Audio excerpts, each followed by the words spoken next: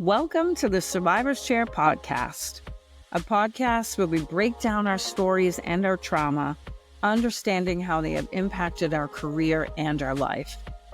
This is a place where we break free from shame, own our truth, and step into our power, one story at a time. My friends, and welcome to the Survivor's Chair podcast. I'm your host, Kim Russell, and today, this episode is for my people pleasers, caregivers, sacrificers, overachievers, helpers. And it's not like we haven't talked about this subject a million times, but I want to talk about it in a sense of it doesn't matter how far we've come, how much work we've done on ourselves, we can still fall into the same trap.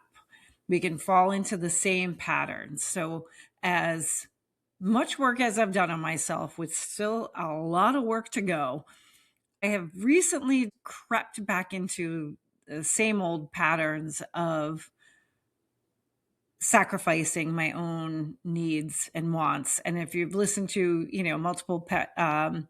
multiple episodes, you've heard me say, there is no way I am sacrificing my time, my life.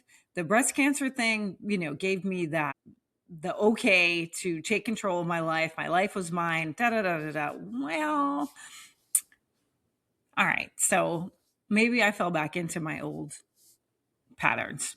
So this is for all of those people out there like me who are still learning when to say when, how to put yourself first, and why we keep doing these things. I am a helper by nature.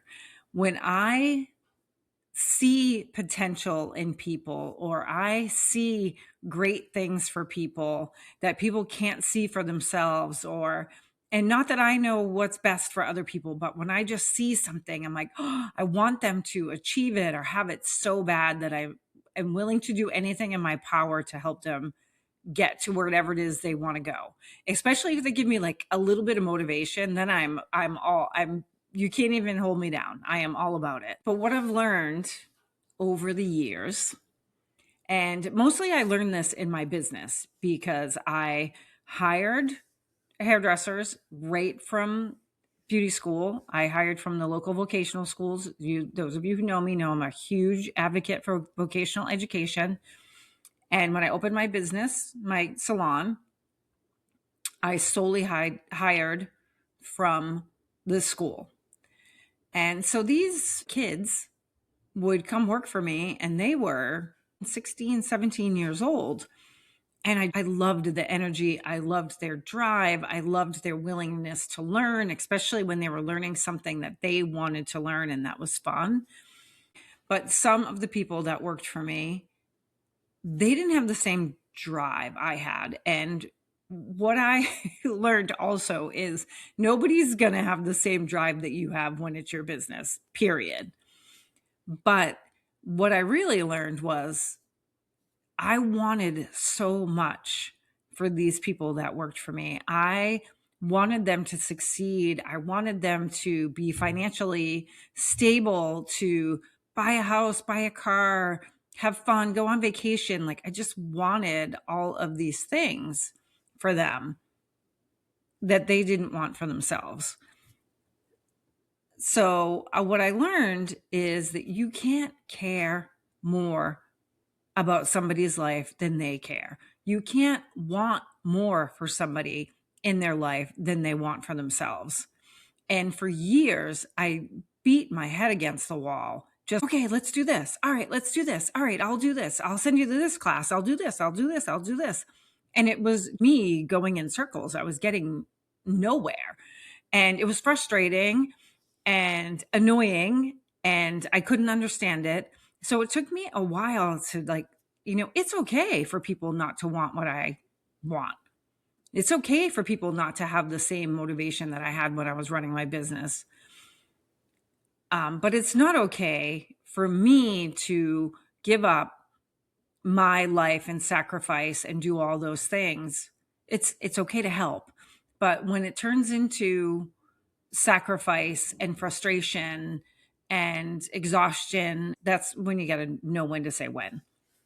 When you start abandoning yourself, that's when you have to take a look. I recently fell back into this pattern of wanting more for people than they wanted for themselves. And I overdid, which turned into sacrificing my life. We make choices. So I chose to do what I did, and I was happy to do what I did, but it kept growing, which was so like me. Like, I'll do this, I'll do this, I'll do this.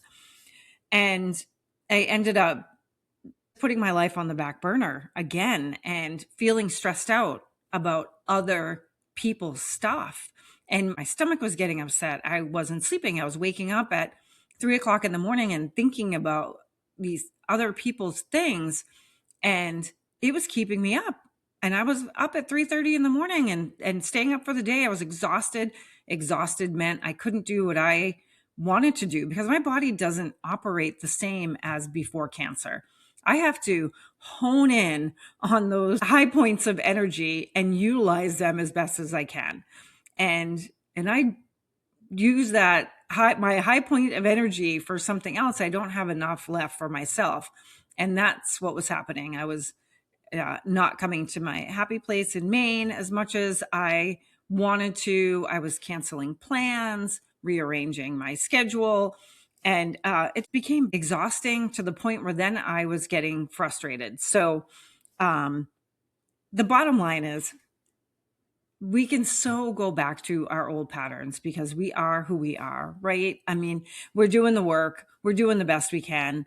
And so I'm telling you, it doesn't matter that I'm sitting on the other side of this podcast. I have the same struggles that everybody else has. The difference now is they just don't last as long as they did before. I wouldn't have taken a step back before. I wouldn't have voiced, I'm burnt out. I need to take care of myself right now. And I did that. And the other thing I wouldn't have done is not worry about how the other people felt, which in the past I would not do those things. And then because I was worried about, I didn't want to hurt anybody's feelings. I didn't want anybody else to get uncomfortable. I didn't want anybody else to go without. And the thing is, like, I'm not the provider of or the end all do all to people's lives. Like, people have to take control of their own life, just like I take control of mine. Again, I'm going to go back to, you cannot want more for someone than they want for themselves, period. You cannot. I think recognizing when helping becomes harmful to you.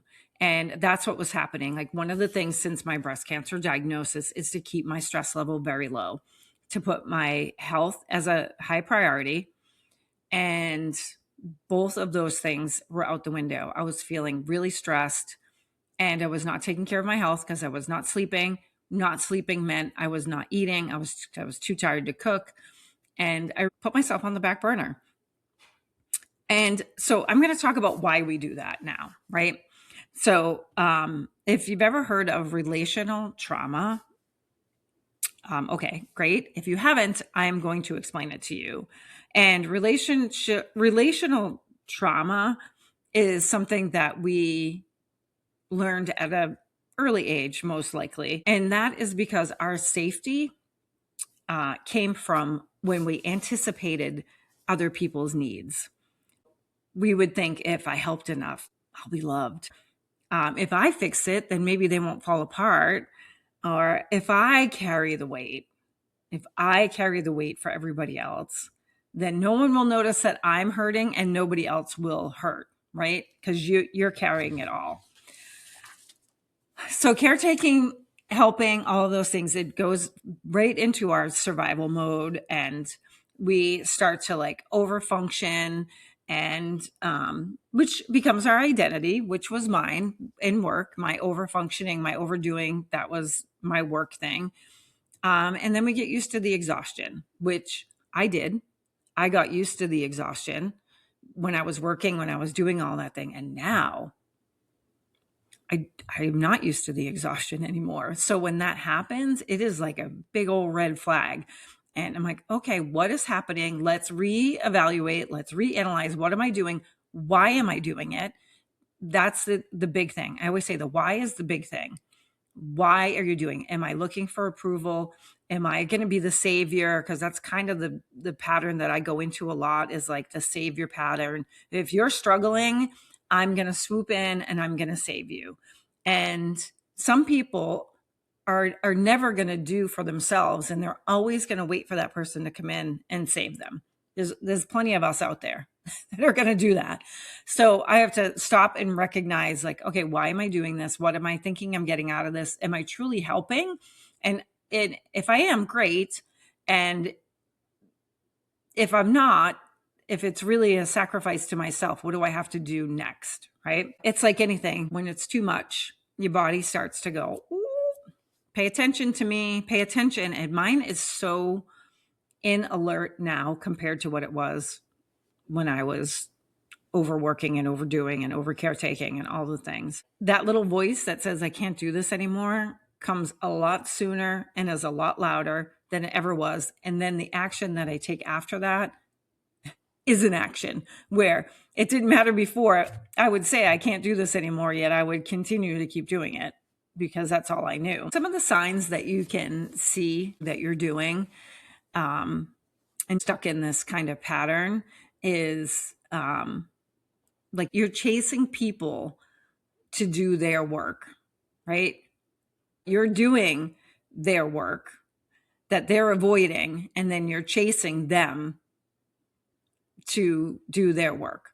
So that's like a big old red flag. And that was definitely a red flag for me. The other thing is like feeling responsible for the outcomes that are not in your control. Other people's outcomes of whatever it is that you're doing for them, you feel responsible for them, which is totally me.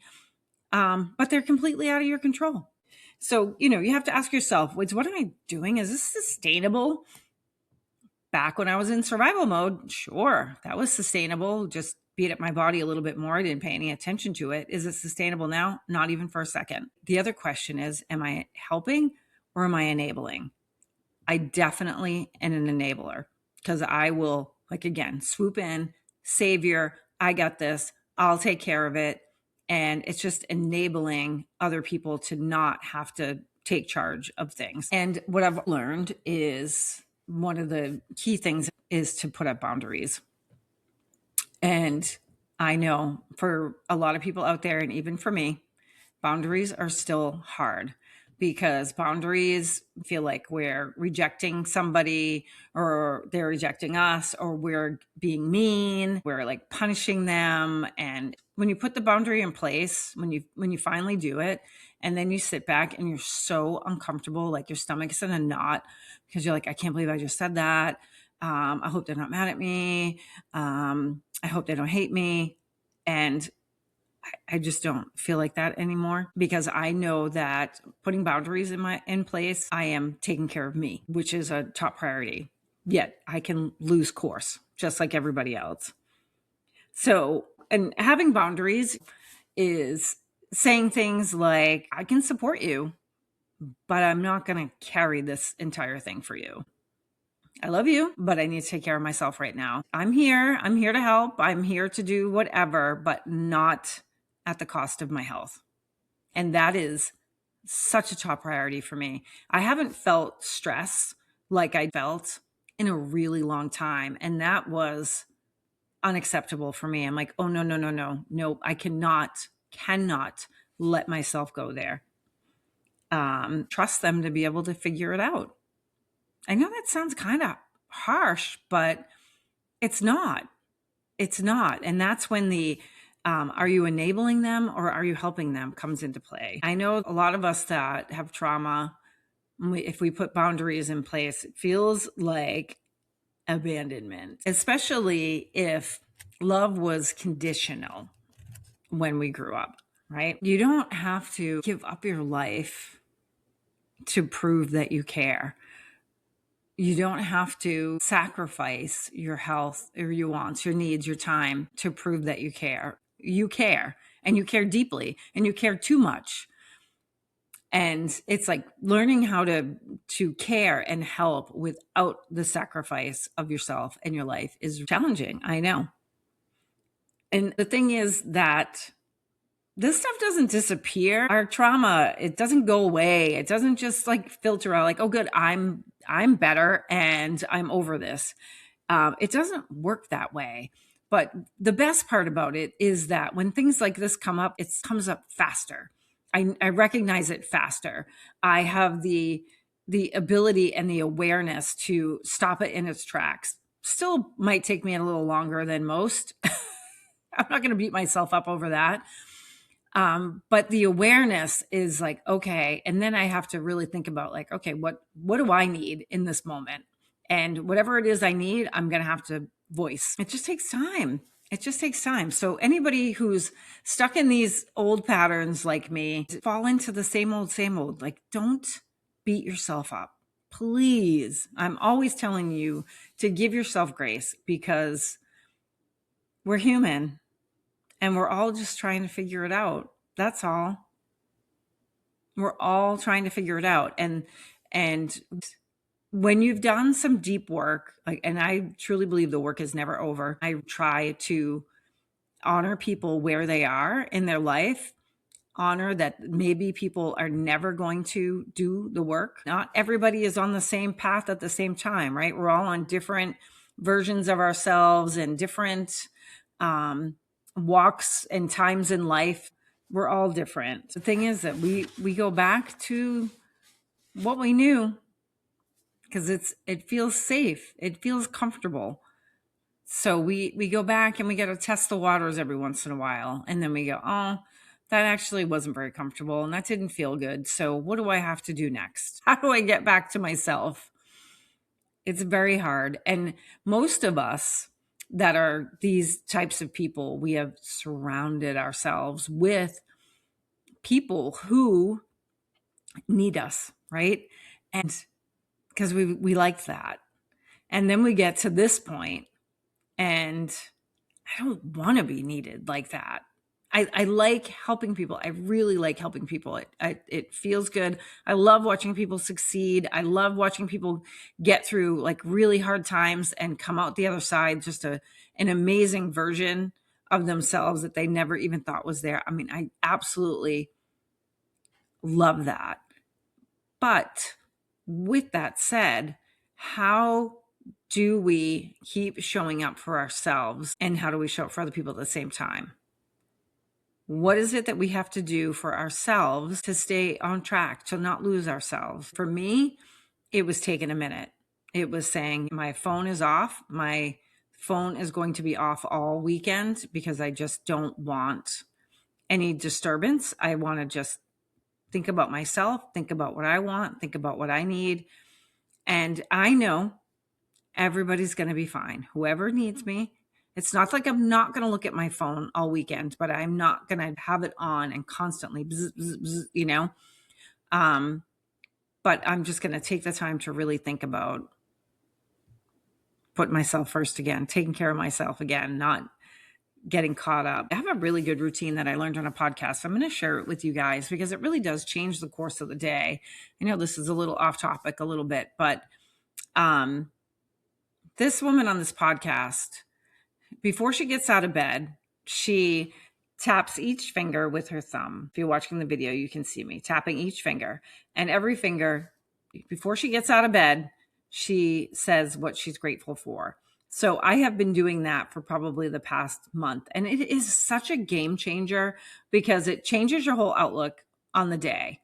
And you can get out of bed and you feel good, you feel lighter. And for me, it's like, first and foremost, I'm always so grateful for my body and I'm so grateful for my health.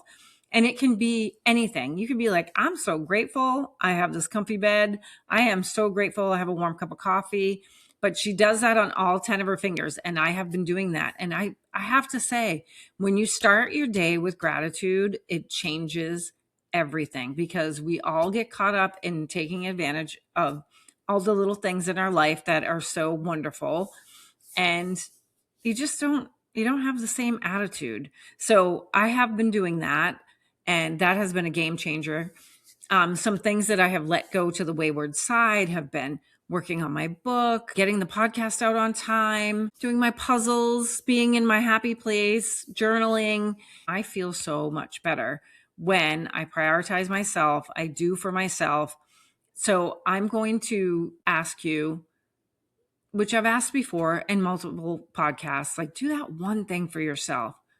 If you're on this journey and realizing like, oh my gosh, I am the ultimate people pleaser, I'm the ultimate caretaker, I sacrifice everything, and you're having this like awakening, I'm going to challenge you to do with that one thing for you, not for anybody else, for you, like what's going to make you feel good. And if it's that 10 finger gratitude, then by all means do that.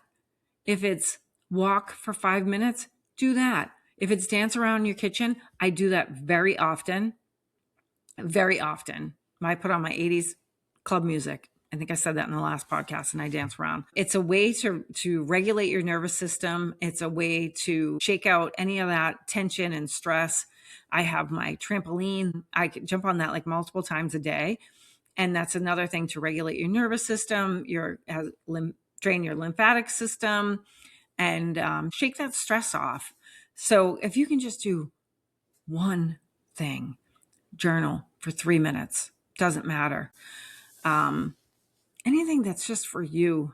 If that's a bubble bath, I don't care what it is. If you're on this new journey of discovering and been on this challenging people pleasing road, like I have my whole entire life, and you're waking up to it, do that one thing for yourself, because nothing is worth sacrificing our life. And if breast cancer taught me anything, it's how short our time is. And it's not saying that my time is short. It's not saying that I am doomsday and something's going to happen to me. It is saying like, whoa, I was wasting a lot of time on other people's shit. Pardon my French, but I spent more of my time on other people's things than I did on my own. I know that's absolutely crazy to some people. So I'm in the learning lesson, like a lot of us here, and I'm going to say it again. And if you're beating your head against the wall because you're wanting something for somebody that they don't want for themselves, or maybe they just aren't ready for it for themselves, I'm going to beg you to stop, because it is not going to change anything, and you have zero control over the outcome. You can't care more than somebody else does. You cannot want for somebody more than they want for themselves. And I'm going to leave you with that. Thank you guys for being here. Thanks for rolling with me, because I'm trying to sort it out like the rest of us. All right, my friends, thank you for sitting in this survivor's chair with me. We're on YouTube. I'm still figuring it out, but I'm diving in, because you know what? Screw it. It'll be whatever it's going to be. I'll figure it out as I go along. So if you so desire, please leave a review, because that bumps the podcast up and puts it out to more people. All right, my friends, I will see you next time in the Survivor's Chair. Thank you for tuning into the Survivor's Chair podcast. You can head over to my website, www.kimrussellpro.com. That's KIMRUSSELLPRO.com. You can catch up on my blogs. Follow me on social, on Instagram, Facebook, LinkedIn, or TikTok. All the links will be in the show notes, and I'll see you next time in the Survivor's Chair.